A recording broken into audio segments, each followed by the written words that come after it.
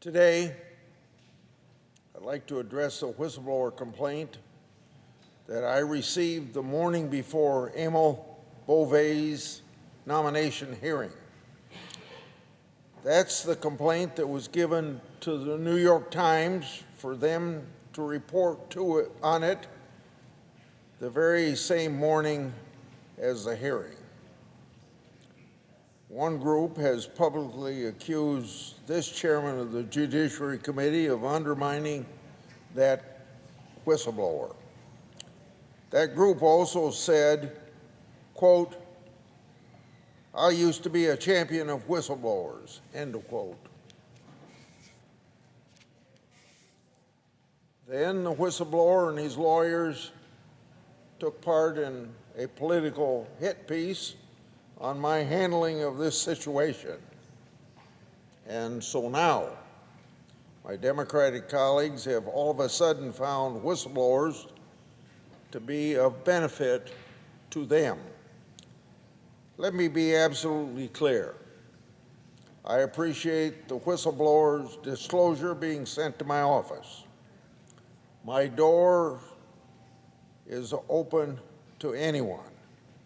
But that doesn't mean that I'm going to jump at every allegation in a way that some may want this senator to do. So let me respond with a very short history lesson. Last Congress, during the Biden administration, I worked to protect many whistleblowers, as I have throughout my Senate career. I recall with pride the work that I did during the Reagan administration with Department of Defense whistleblowers. In some cases, my whistleblower work never sees the light of day because the situation demands non-public attention. In other cases, publicity is required. In my efforts to protect the IRS whistleblowers who came forward during the previous administration, my Democrat colleagues didn't join me. In my efforts to protect the Department of Homeland Security whistleblowers, my Democrats colleagues refused to join me. And those whistleblowers even disclosed problematic conduct during the Trump administration, conduct which that administration actually tried to fix. In my efforts to protect Health and Human Services whistleblowers, my Democratic colleagues didn't join me in that effort either.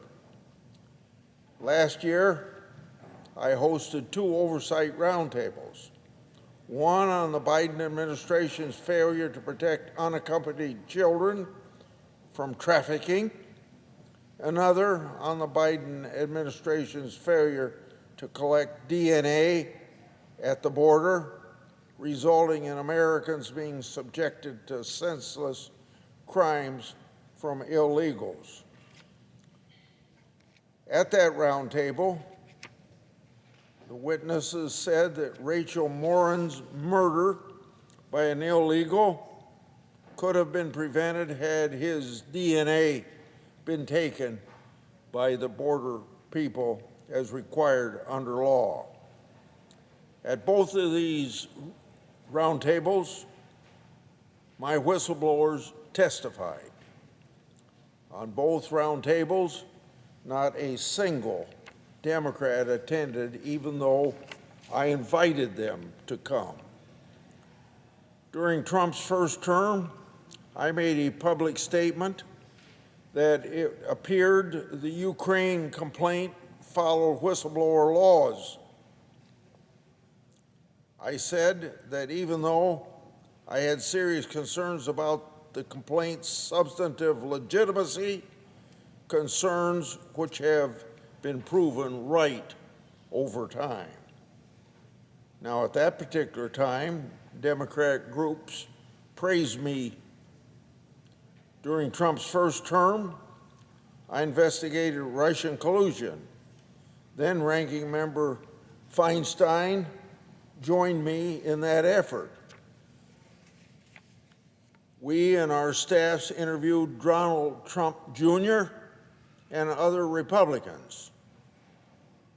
As we found out, there was nothing there. And what ended up happening is the exposure of the Clinton campaign and Democratic National Committee paying for the fake Steele dossier. Yet, with overwhelming evidence of Biden family corruption, my Democrat colleagues didn't do any investigation of that matter. And when I say overwhelming, I made bank records public proving the case, and it was still crickets from the other side. During the Kavanaugh nomination, many alleged whistleblowers came forward. I directed my oversight and investigative staffs to dig in. 45 witnesses were interviewed, 25 written statements, and over 400-page report. Some of those witnesses were sent to us by my Democrat colleagues. The conclusion of that: no evidence to support the allegations that were brought forward against Kavanaugh. Indeed, what ended up happening were several criminal referrals for felonious lies from these same witnesses.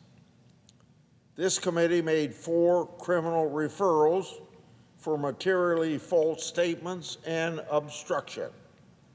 2 of these four referrals also included criminal conspiracy. 1 witness was referred to my staff by a fellow senator who also referred that witness to a reporter. That witness's information was used to question Kavanaugh under oath. That witness later publicly admitted that they lied. When individuals provide fabricated allegations, it diverts committee resources when other time-sensitive investigations are ongoing. Resources were diverted away from whistleblowers to handle the Kavanaugh matter. Such conduct impedes the Senate's work. During Kavanaugh, my investigative staff spent hours, days, and many weeks investigating one claim after another. So on the matter, getting back to the matter I opened with,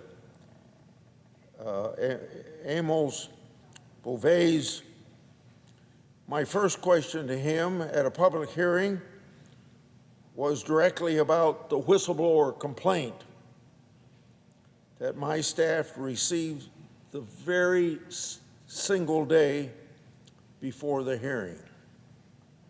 So the nominee, Mr. Beauvais, denied the allegations under oath. The Deputy Attorney General has denied the allegations publicly. 2 high-level principals have made outright denials publicly.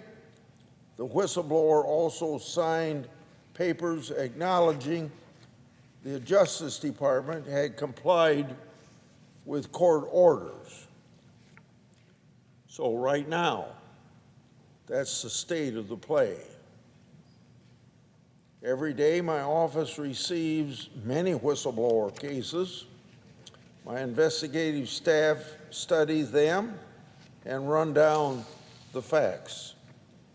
There are many government employees who need help.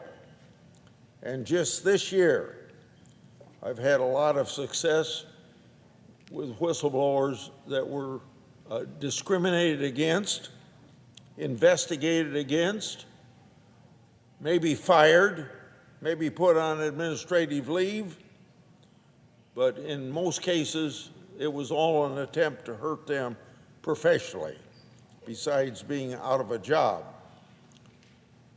So in regard to these whistleblowers, some were finally helped, one of whom is a Democrat. My Department of Homeland Security whistleblowers got their guns, badges, and retirement back. On another example, I've spent significant time helping FBI whistleblowers, and it appears their cases are trending in the right direction. And guess what? One of those whistleblowers is also a Democrat. I'd always welcome more bipartisan oversight. It's just that the Democrats apparently don't want to join my efforts. So when I read unfounded public broadsides about my operation and that political piece I've already referred to, let what I said today be a reminder of my dedication to helping the whistleblower community. And let me also remind everyone that sometimes what I do to protect whistleblowers is non-public, as it should be. And I don't care about that.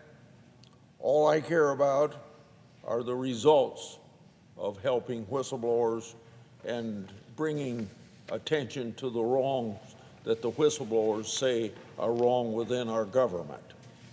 I yield the floor.